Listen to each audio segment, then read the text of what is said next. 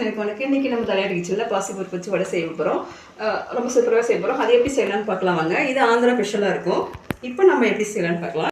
நான் ஏற்கனவே வந்து ஊற வச்சுட்டு நமக்கு 1 ஹவர் மேக்ஸிமம் 1 ஹவர் வச்சுக்கலாம். இல்லை 3 to 4 மணி நேரம் கூட ஊற வச்சுக்கலாம்னு பாருங்கள். இந்த அளவுக்கு நல்லா ஊறி தோலெல்லாம் கூட வந்துருச்சு. இப்போ நம்ம வந்து இதை தண்ணியை வடிகட்டிட்டு அரைக்கிறதுக்கு ரெடி பண்ணலாம்.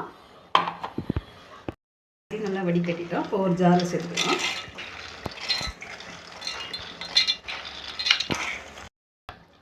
இப்போ இதை நம்ம அரைச்சிட்டு வந்துடலாம்.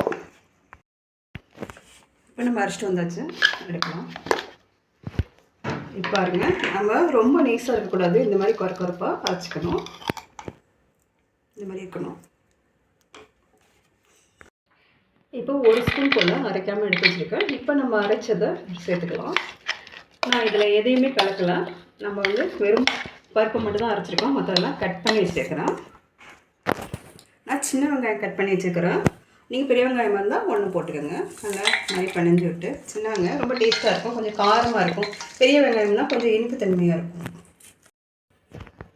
கொஞ்சம் கருவேப்பிலை, இஞ்சி வந்து நான் அரைக்காதனால கட் பண்ணி வச்சுருக்கேன். சின்னதாக கட் பண்ணி வச்சுருக்கேன், போட்டுக்கோங்க.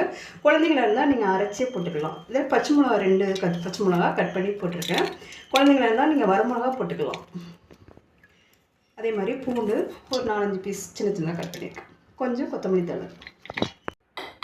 இப்போ நம்ம பச்சை மிளகா போட்டுருக்கோம் இல்லையா? பெரியவங்களாக இருந்தால் பச்சை மிளகா, கொஞ்சம் வரமிளகா பேஸ்ட் போட்டுக்கலாம். இல்லை குழந்தைங்கன்னா இதை மட்டும் நம்ம சேர்த்துக்கலாம். நம்ம காரம் வேணும் அப்படின்னா இதில் கொஞ்சம் 1/4 ஸ்பூன் போல் சேர்த்துக்கலாம். ஒரு பிஞ்சு பெருங்காயத்தூள். இப்போ இது கூட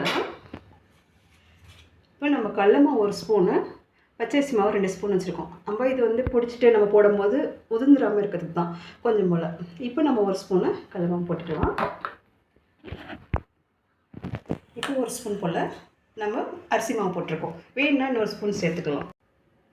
இப்போ நம்ம இந்த டிஷ்க்கு தேவையான ஒரு 1/4 ஸ்பூன் போல் தூள் உப்பு சேர்க்குறோம். அதை நம்ம பிணைஞ்சிட்டு செக் பண்ணிவிட்டு பத்தலைன்னா போட்டுக்கலாம். இப்போ ஒரு கடாயை வச்சு ஸ்டவ் ஆன் பண்ணிக்கலாம். எண்ணெயை சேர்த்துக்கலாம்.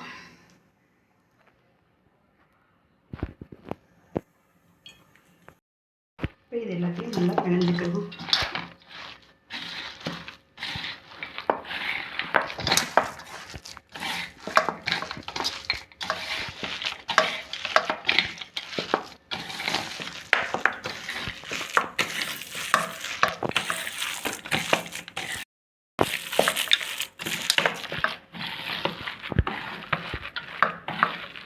இப்போ இந்த சமயத்தில் நம்ம எடுத்து கொஞ்சம் போல் எடுத்து உப்பு செக் பண்ணிக்கோங்க.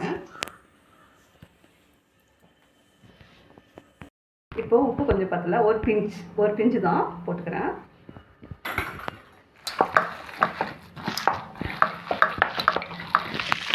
எல்லாத்தையும் நல்லா கலந்து விட்டுருங்க. எங்கேயாவது உப்பு தங்கிட போகுது. அது எல்லாமே நல்லா கலந்து விட்டுட்டு செக் பண்ணிட்டு போடுங்க.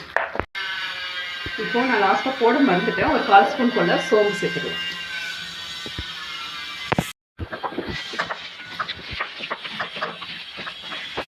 நம்ம எல்லாத்தையும் பிணைஞ்சு வச்சிட்டோம். இப்போ லைட்டாக ஒரு சின்னதாக எடுத்து நம்ம செக் பண்ணிக்கலாம்.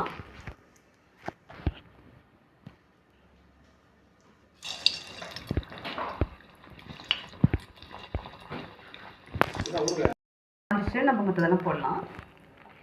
நம்ம பெரிய பீஸ் சின்னது எது தேவையோ அந்த அளவுக்கு உருண்டை எடுத்துக்கோங்க. இந்த மாதிரி உருட்டிட்டு நம்ம வாழை இலையில் செஞ்சுக்கலாம். இல்லைன்னா நம்ம கையிலே வச்சு இப்படி தட்டிட்டு சின்னதாகனா இப்படி தட்டிக்கலாம். இப்போ நம்ம சேர்த்துருவோம்.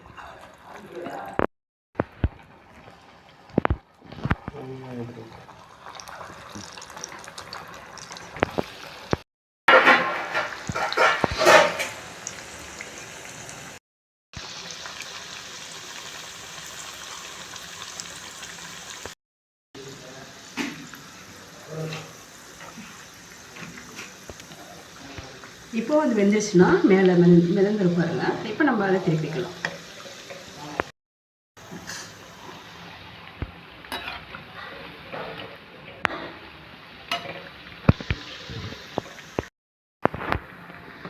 பாருங்க சவந்துருச்சு. எண்ணெயெல்லாம் கொஞ்சம் அடங்கிட்டு நம்ம வந்து எடுத்துக்கலாம்.